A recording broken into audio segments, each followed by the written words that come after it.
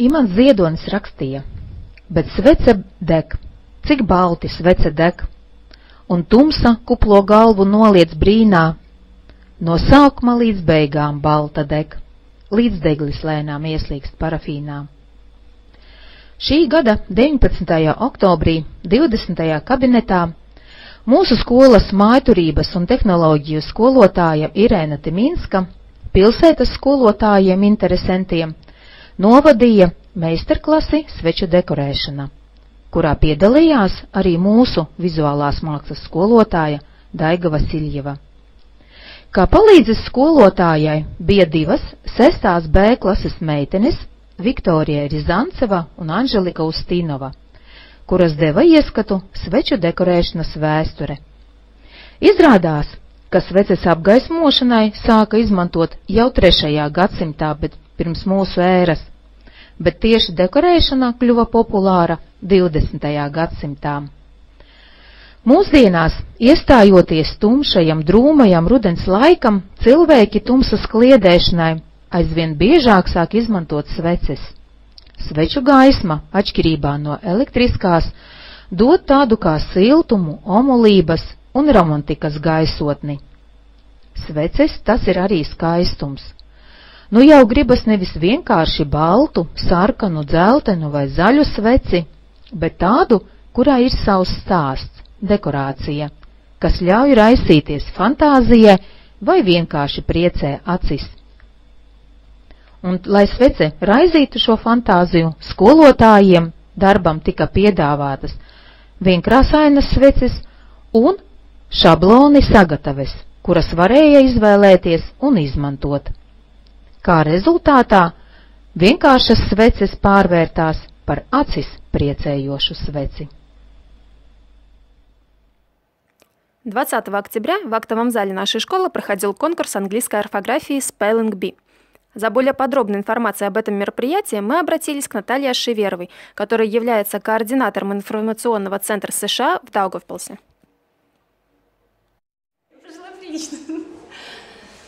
Наталья, мы знаем, что вы являетесь организатором данного мероприятия, а именно конкурса Spelling Bee. И вы не могли бы нам немножко рассказать, как появилась идея этого конкурса? Ну, организаторы на самом деле 3, и я думаю, что даже главного нельзя выделить, потому что каждый внес свою лепту для того, чтобы сегодня дети имели возможность посоревноваться и показать себя. 3 организации приложили усилия. Это и информационный центр США, в котором работаю я, при Латгальской центральной библиотеке, и Даугавпилская средняя школа номер 3, которая оказала неоценимый вклад и в организацию этого мероприятия. Без вас, конечно же, это мероприятие навряд ли состоялось. И лично Илона Устинова и департамент образования городской, который тоже, в общем-то, незаменим в любых начинаниях. Что бы вы могли пожелать нынешним участникам и будущим участникам данного конкурса? Ну, данный конкурс, он даже не столько об орфографии, сколько о возможности человека взять и сконцентрироваться, когда тебя судят, когда на тебя смотрят. И мне бы очень хотелось, чтобы участники не воспринимали отсутствие первого места как что-то глобальное, как катастрофу, потому что это действительно шанс потренироваться в реальной жизненной ситуации, ведь их очень много будет впереди у школьников, которые будут студентами, которые будут поступать и уверять, что да, мы лучшие, которые будут затем искать работу и на работе доказывать себя. Так вот, для этих жизненных ситуаций очень необходимо, чтобы человек в таких условиях собрался, сконцентрировался и выдал по максимуму все, что он знает, все, что он умеет. Я думаю, что эти конкурсы очень хорошо готовят для таких ситуаций. И в этом-то и была самая главная задача. Не выяснить, кто больше слов знает в английском языке, что, в общем-то, тоже было, да, в этом конкурсе. Но самое главное было понять, насколько человек может собрать себя, сконцентрироваться. И это как спорт. Вот у них сегодня была тренировка, очень хорошая тренировка. Я думаю, что каждый что-то понял о себе. Может быть, кто-то увидел слабое место. Может быть, кто-то понял, ну, я вообще молодец, вот у меня уже почти руки не тряслись. Ну, в этом самая главная была цель нашего сегодняшнего сидения. 2 часа. В общем-то, это, наверное, даже больше.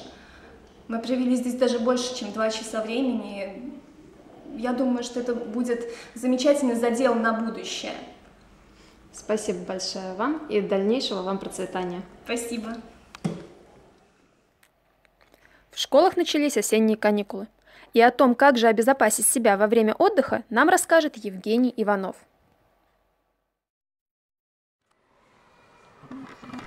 Darbie skolēni, tuvojas jūsu mīļākais laiks.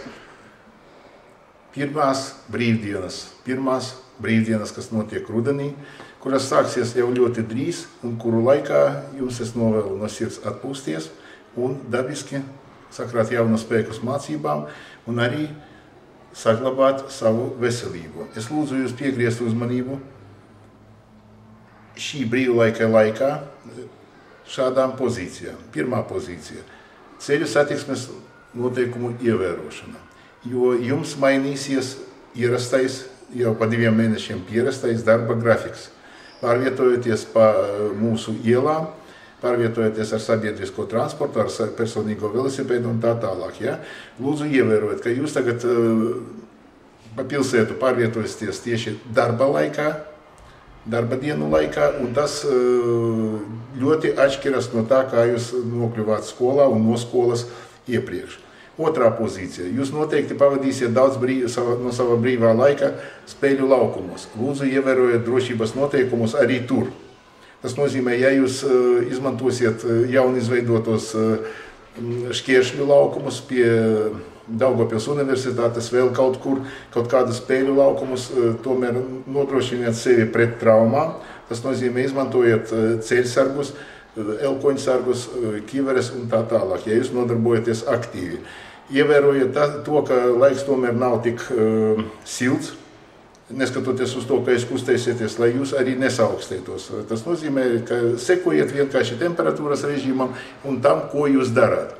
Trešā pozīcija ir drošība uz ugunskrātuvju ledus, jo ledus biezumu jūs tik vienkārši neizmērīsiet. Un vai tas ir pietiekuši stiprs priekš jums, jūs to ar aci un pat ar to pašu kaut kādu piemērotu zaru nenoteiksiet. Rezultātā vislabāk būtu pagaidām, kamēr vēl ir rudens laiks, vienkārši nekāpt uz ledus. Izmantojiet iespēju paskatīties apkārt, nopriecāties par visu skaisto dabu, bet personīgi ar kājiņām uz ledus tomēr nekāpt.